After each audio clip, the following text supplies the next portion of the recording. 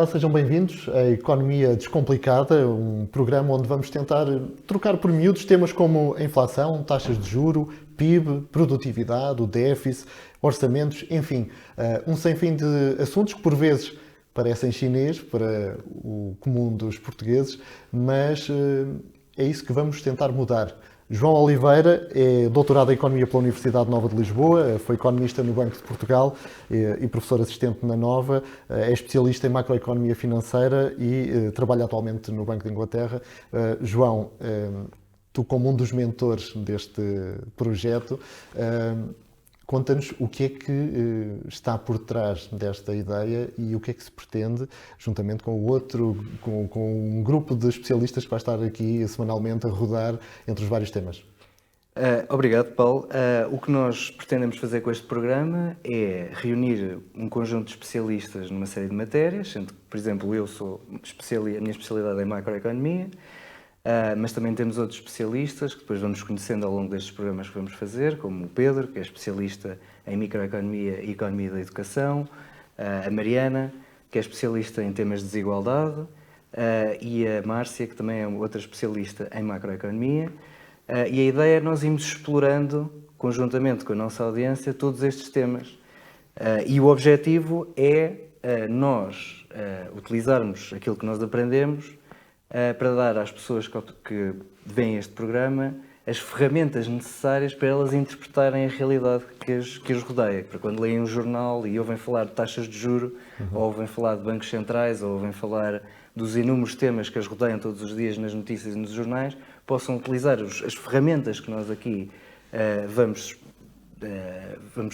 explorar para conseguirem fazer sentido da realidade que as rodeia. Estamos a falar sobretudo do cidadão comum, não é? Que não tem grande ligação com a economia, até Exatamente. porque recordo-me de um relatório do BCE que este ano referia os portugueses como os últimos de um ranking sobre literacia financeira e económica, e portanto será um contributo nesse sentido. Para este primeiro programa, escolheste o tema da moeda, que é, no fundo, uma das bases, não é? Está na base de muito daquilo que é a economia. Exatamente. Portanto, aqui neste primeiro conjunto de programas, que vão ser dois, vamos falar do que é a moeda e depois também vamos falar do que é a criptomoeda, para percebermos, em particular, os eventos que têm acontecido nas semanas mais recentes, em que temos visto um crash das criptomoedas. Mas primeiro, para conseguirmos perceber isso, temos que primeiro perceber o que é a moeda e qual é que é o seu papel E na quando falamos de sociedade. moeda, vem-nos logo à ideia aquele objetozinho metálico, redondo, não é? Mas é muito mais que isso. Quando falamos de moeda, não estamos propriamente a falar apenas disso. Exatamente. Portanto, a moeda teve várias encarnações no passado e tem várias encarnações no presente. E para percebermos o que é a moeda, temos que perceber como é que seria o mundo, ou como é que foi o mundo antes da existência da moeda.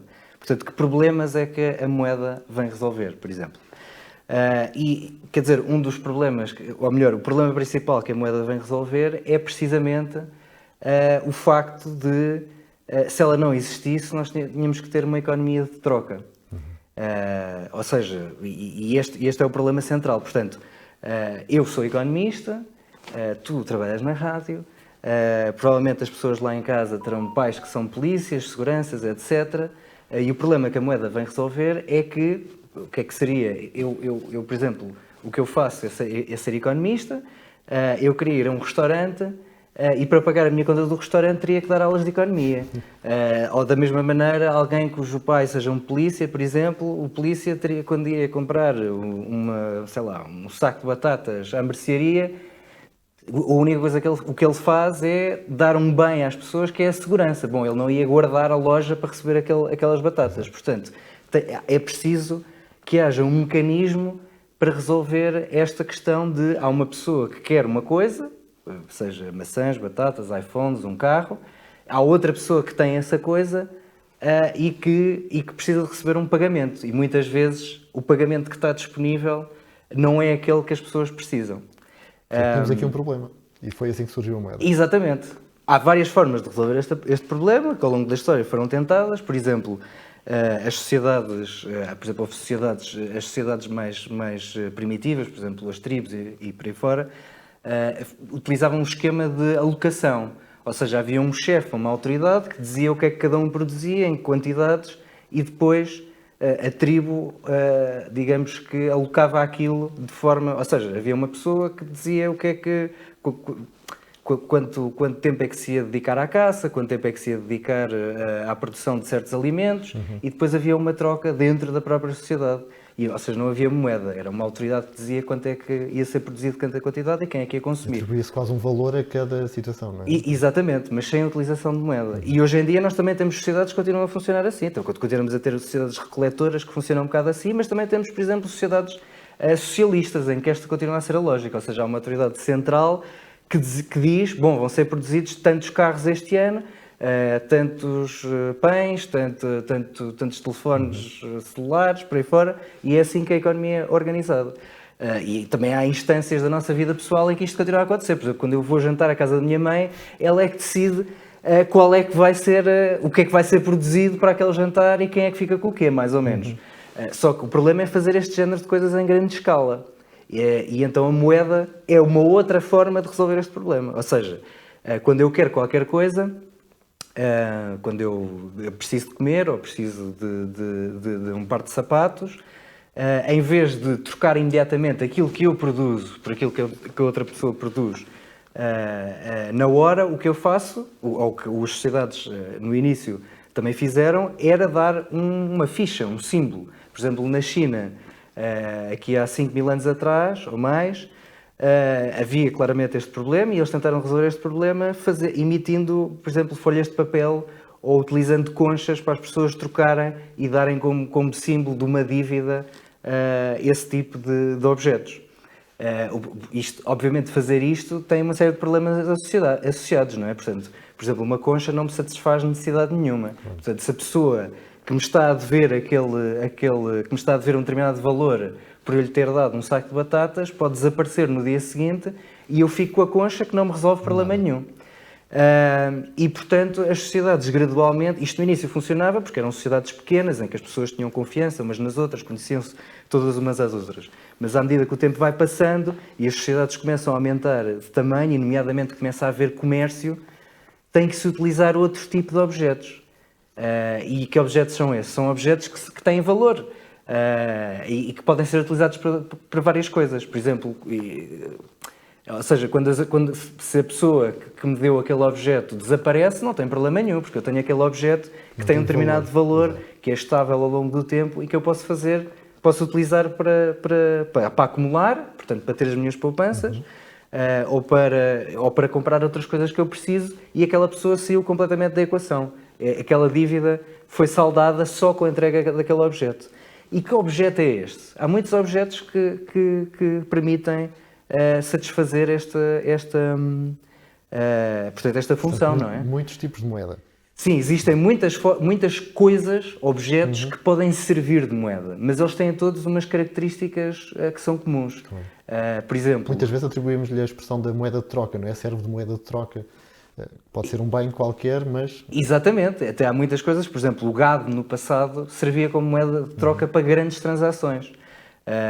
Não é fácil transportar uma vaca no bolso, mas quando é para grandes transações, era uma coisa que era muito utilizada. Aliás, a nossa palavra uma das nossas palavras para dinheiro nos dias de hoje vem do gado. Por exemplo, a palavra pecuniário ou pecúlio, que significa dinheiro, tem a mesma origem da palavra pecuária, que é basicamente gado, não é? Portanto, claramente havia ali aquele papel do gado como forma de moeda de troca, como tu dizias. Mas há outros bens que também satisfazem isto, como por exemplo os metais preciosos, que têm imensas características que são muito boas para serem utilizados como moeda. Primeiro são portáveis, não é? Sim. Resistentes?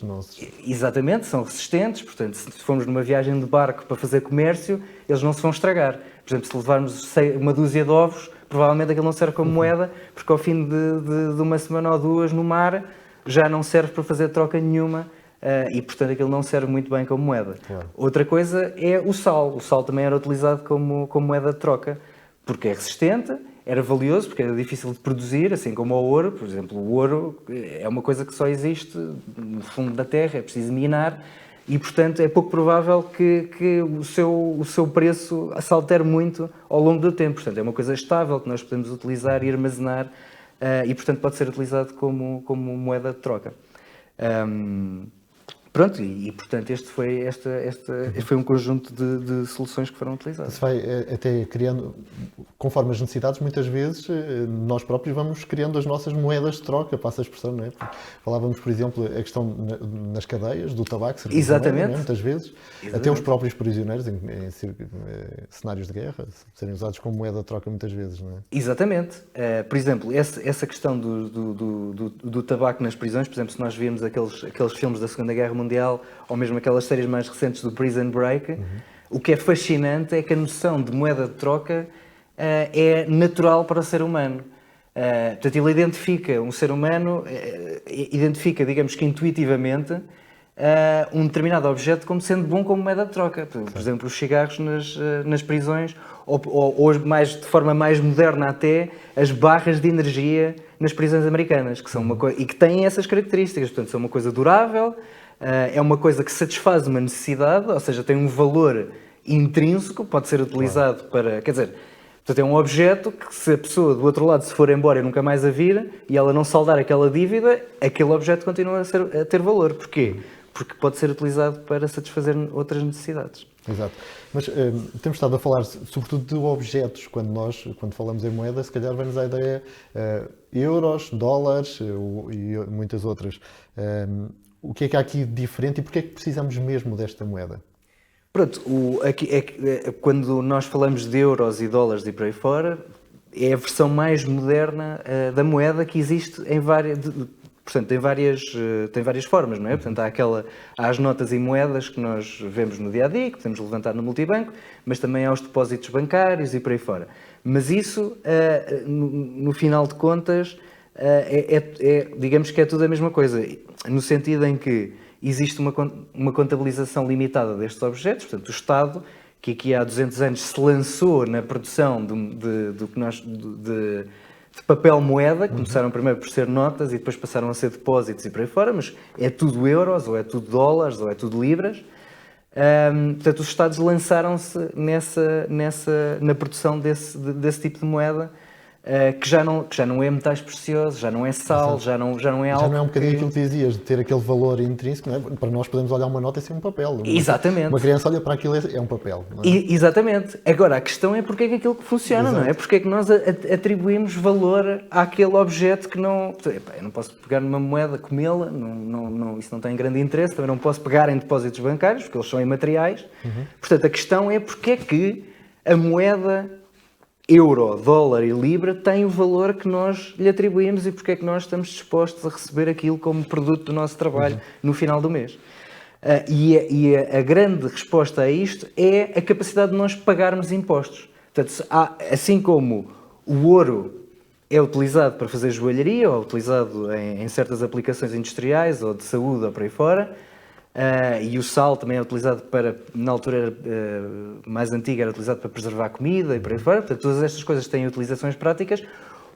Estas notas e moedas e depósitos bancários também têm uma utilização, que é o pagamento de impostos. Esta utilização é que lhe dá o valor que nós lhe atribuímos. Não podemos pagar impostos de outra forma e, portanto... Exatamente. Não há mais nada...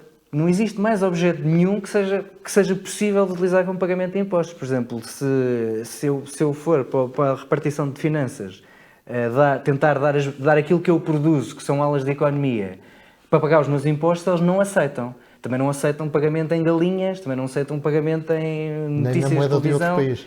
Nem na moeda de outro país, precisamente. Também não aceitam isso. Em Portugal só se utiliza uma coisa para pagar impostos, que é a moeda euro, e não há mais nada. Portanto, será a bitola para o valor que nós atribuímos àquele papelinho ou às moedas? Exatamente.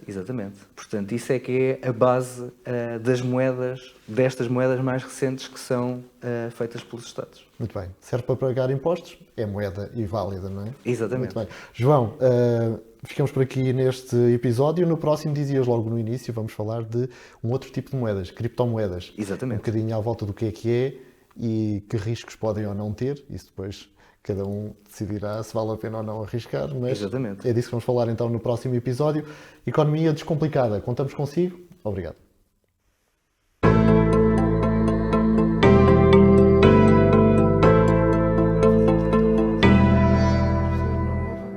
Mas vêm as pessoas a conversar.